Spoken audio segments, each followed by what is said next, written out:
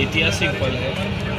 सर्वप्रथम मैं उन सब पुरोधाओं को, पूर्व आचार्यों को और हमारे विश्व हिंदू परिषद, स्वयंसेवक संघ, बजरंग दल, अनगिनत कार सेवकों को मैं बहुत बहुत उनके चरणों में श्रद्धा सुमन अर्पित करता हूँ। ये सब उनकी मेहनत और त्याग और तपस्या का फल है।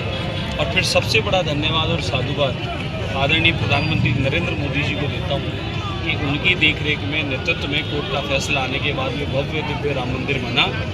और मैं मानता हूँ कि हमारी धार्मिक सांस्कृतिक आज़ादी उसी दिन से शुरू हुई जिस दिन हमारे प्रभु राम उस भवन में बैठे। उस क्षण में वहाँ था। जब भी स्मरण करता हूँ रोंगटे खड़े होते हैं, आँखों से अश्रु गिरने लगते हैं। और वो दिव्य दृश्य स्मरण में होता है कि हेलीकॉप्टर ऊपर ऐसे जा रहे थे जैसे कोई पुष्पक विमान पुष्प वर्षा कर रहे हो देवता, और भगवान राम का हमारे आदरणीय संत स्वरूप मोदी जी उस समय महाआरती कर रहे थे। हम लोग इसके साक्षी थे।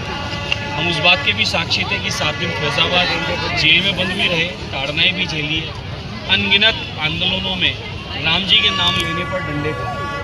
तो ये प्रसन्नता है। और आज जिससे हमारे वास्तु विज्ञान के आधार पर जो भारत के कारीगरों ने ऐतिहासिक काम किया है, उस काम को काबिल तारीफ है।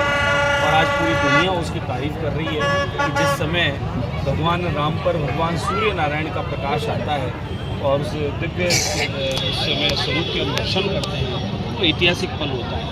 तो हमारे प्रभु आराध्य इष्ट देव राम, जिनका भव्य दिव्य उत्सव जयपुर में भी हम मनाते हैं, ये अपरा काशी में 70 साल पुरानी परंपरा है, जहाँ पर इतना ऐतिहासिक हजारों की संख्या में भक्त इसमें उपस्थित रहते हैं। जैसा आपने कहा, राम जी की निकली सवारी, राम जी की लीला है न्यारी। तो उस लीला न्यारी के प्रभु राम इष्ट देव जिनका जुलूस निकलता है, उसके स्वागत में हम सब खड़े हैं। और इस अपरा काशी में पिछले 1.5 साल पहले कांग्रेस का शासन होता था अपरा काशी में।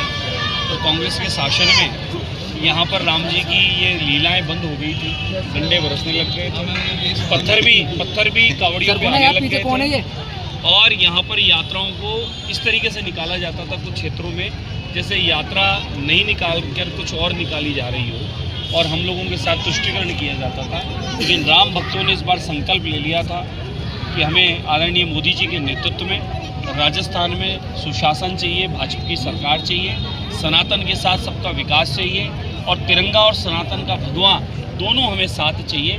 उसी क्रम में प्रभु की कृपा हुई, देवतुल्य जनता ने खूब आशीर्वाद दिया और राजस्थान में भारतीय जनता पार्टी की सरकार आदरणीय मुख्यमंत्री भजनलाल शर्मा साहब के नेतृत्व में ऐतिहासिक विकास के कदम के साथ सनातन के कार्यों के लिए अग्रणी है। और जिसी क्रम में आज ऐतिहासिक यात्रा जयपुर नगर में निकल गई। भाई मोबाइल पीछे कर, भाई मोबाइल पीछे कर। मतलब पीछे जाओ। अरे यार क्या पागल है क्या यार? आपने प्रधानमंत्री मोदी जी का बीच में आ रहा है, मेन लाइव चल रहा है।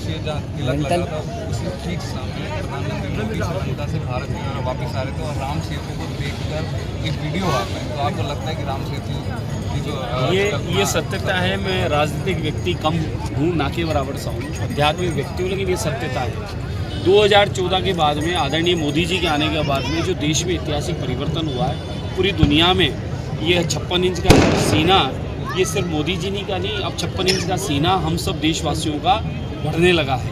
वो इसलिए बढ़ने लगा है, इसलिए खुशी के पल हैं कि आदरणीय मोदी जी की कार्यनीति और पूरा कैबिनेट और एनडीए की सरकार ने जो ऐतिहासिक कदम उठाए, पूरी दुनिया में एक छाप अमिट छाप बनाई। और पूरी दुनिया में पूरे जो हमारे पुराने संपर्क, पुराने मित्र थे, शास्त्रों में जो उल्लेख थे, उनसे भी सबसे मित्र व्यवहार बनाकर आज भारत को और मजबूती मिली है। भारत के रिश्ते व्यापार से लेकर और भले वो समुद्र के मार्ग हों, हवाई मार्ग हों, सभी मार्गों से सुगम हुए हैं। और मैं मानता हूँ कि अब राम सेतु के द्वारा जिस प्रकार से हनुमान जी महाराज तो उड़ के गए थे, तो हनुमान जी के रूप में मोदी जी तो उड़ के गए हवाई जहाज से, लेकिन अब राम सेतु पर जो आज दृष्टि डली है, मैं मानता हूँ राम जी का आदेश आदरणीय मोदी जी को हो गया है।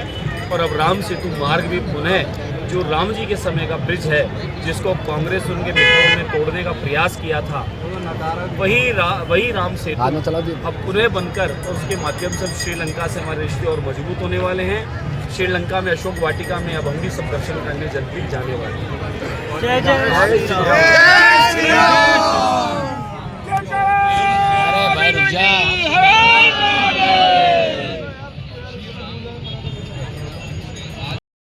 इसी प्रकार से आप देखिए, राम जी वनवास बचपन में भी गए, राम जी वनवास युवा में भी गए, लेकिन राम जी के हाथ में तीर और धनुष हमने हमेशा देखा। तो हमने इससे ये प्रेरणा लेते हैं कि आप सामने जब भी कभी आपके ऊपर किसी भी रूप में, भले वो सनातन पर हो या आप पर अपने ऊपर हो, शत्रु जब भी हावी होगा तो तीर बाण आपके हाथ में रहना चाहिए, आपकी सुरक्षा रक्षार्थ। और मर्यादा में रहते हुए भी आप हम सबको अपने जीवन को पालन करते हुए, अपनी जिम्मेदारी मानते हुए, अपने देश और अपने युवाओं के लिए आप हम सबको जीना है। ये युवाओं के लिए प्रेरणा है। राम जी चाहते तो राजा थे, अपने लिए जीते, अपने मौज में रहते, लेकिन राम जी ने अपनी प्रजा को सर्वोपरि माना। प्रजा ने कहा कि जानकी जी साथ नहीं हो, तो प्रजा के उस बात का भी आदर किया और अकेले भी रहकर राजधर्म निभाया।